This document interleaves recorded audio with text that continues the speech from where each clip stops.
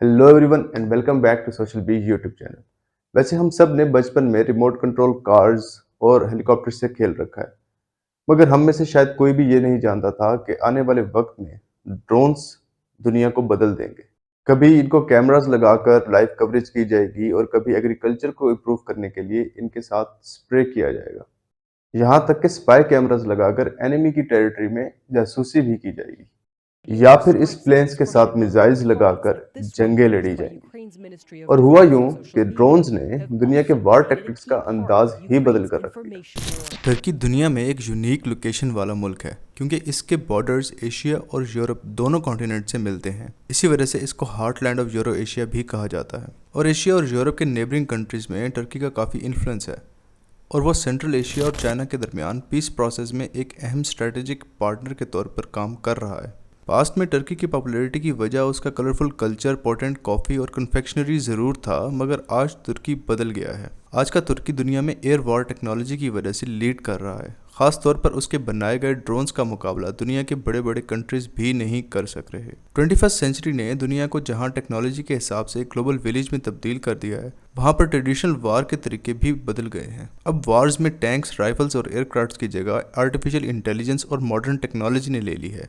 अब जंग माजी की तरह ट्रेडिशनल वेपन से नहीं लड़ी जा रही, बल्कि अब जंग टेक्नोलॉजी से लड़ी जा रही है। और वही मुल्क इस जंग को जीत सकता है जो ज़्यादा एडवांस होगा और मॉडर्न टेक्नोलॉजी से इक्विप्ड होगा। टेक्नोलॉजी की इस रेस में पूरी दुनिया शामिल है, जिसमें यही कोशिश की जा रही है कि ऐसे वेपन्स डिज़ाइन किए जाएं जो दुश्मन को तो बड़ा नुकसान पहुंचा दें मगर अपनी आर्मी को सेफ रखें। इन्हीं वेपन्स में ड्रोन इस वक्त दुनिया के तमाम मुल्कों में प्रायोरिटी बनता जा रहा है, क्योंकि ये नो मैन एयरक्राफ्ट होते हैं और दुश्मन के घर में घुसकर हमला करते हैं। बदलते हुए वक्त के साथ साथ ड्रोन टेक्नोलॉजी हर मुल्क के लिए बहुत ज़्यादा इम्पोर्टेंट हो गई है, और हर मुल्क यही चाहता है कि वो अच्छे से अच्छे ड्रोन टेक्नोलॉजी के साथ इक्विप्ड हो।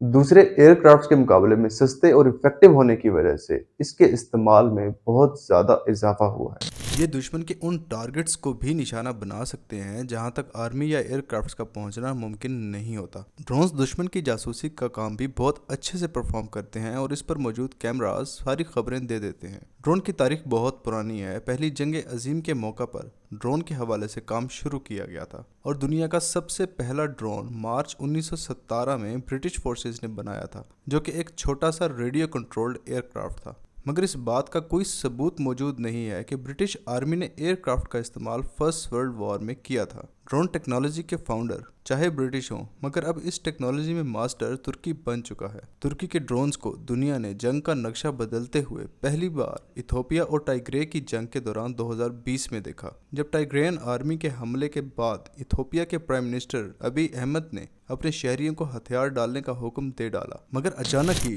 टाइग्रेन आर्मी ने पीछे हटना शुरू कर दिया। उस वक्त दुनिया की नज़र पहली बार बैरक्तर TB2 पर पड़ी, जो तुर्की के बनाए हुए ड्रोन्स थे और जो कीमत में बहुत कम थे, मगर 24 घंटे तक 4 गाइडेड मिसाइल्स के साथ अपने टारगेट की तरफ अटैक कर सकते थे। इथोपिया की हुकूमत ने उन ड्रोन्स की मदद से टाइग्रेन आर्मी के अटैक को रोककर उनको बड़ा नुकसान पहुंचाया। ये जीत सिर्फ इथोपिया की जीत नहीं थी, बल्कि ये जीत तुर्की मेक बैरक्तर TB2 ड्रोन्स की भी थी, जिसने जंग का नक्शा ही बदल डाला था। इस ड्रोन को टर्किश कंपनी बेकर मकीना ने शुरू में अपनी टर्किश आर्म्ड फोर्सेस के लिए बनाया था। ये ड्रोन तुर्की के अलावा दुनिया के मुख्तलिफ मुल्कों में कामयाबी से फ्लाई कर चुके हैं। डिफेंस वेपन्स के एक्सपर्ट जस्टिन ब्रोंक बैरक्तर TB2 के बारे में कहते हैं कि अपने अनएज्यूमिंग साइज और पेलोड के बावजूद TB2 Syria, Libya, Nagorno Karabakh और अब यूक्रेन में short range air defence system को तबाह करके एक प्रोमिनेंट पोजीशन हासिल कर चुका है। रशिया ने जब यूक्रेन पर हमला किया था तो उसको उम्मीद थी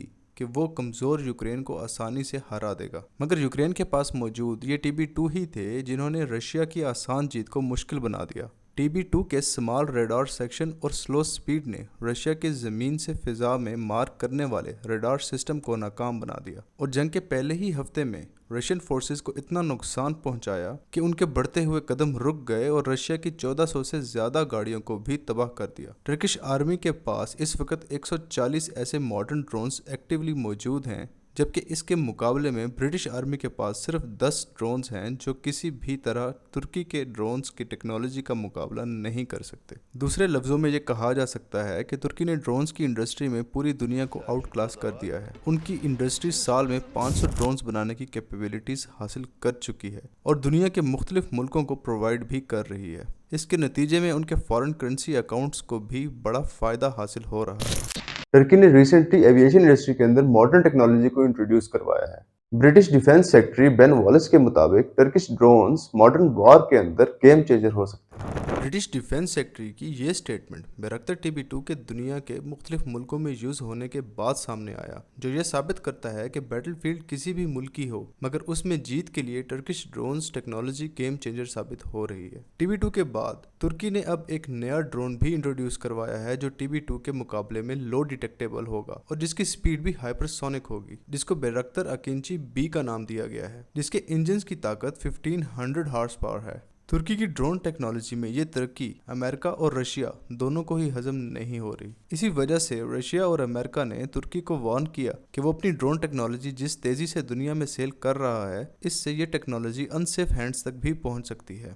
मगर इस हवाले से टर्किश फॉरेन मिनिस्टर ने अपने मुल्क पर होने वाली इस क्रिटिसिज्म को रिजेक्ट करते हुए कहा कि ड्रोन्स तुर्की में मैन्युफैक्चर ज़रूर हो रहे हैं, मगर एक बार जब उनको सेल कर दिया जाता है तो वो उसी मुल्क की मलकियत हो जाते हैं। जिसने उसको ख़रीदा तो उसको यूज़ करने की जिम्मेदारी भी उसी मुल्क की होती है। तुर्की इसका जिम्मेदार नहीं होगा। तुर्की के ड्रोन्स ने पिछले कुछ सालों में अपना नाम बनाया है। इसके ज़रिए तुर्की अपनी डिफेंस एक्सपोर्ट को बढ़ा रहा है, जिससे मुल्क के इकोनॉमी को भी फ़ायदा हो रहा है। मगर इसके साथ साथ टर्की को इन ड्रोन्स को सेल करने के लिए एक ऐसी पॉलिसी बनानी पड़ेगी जो उसके पॉजिटिव इंटरनेशनल इमेज को इम्प्रूव कर सके।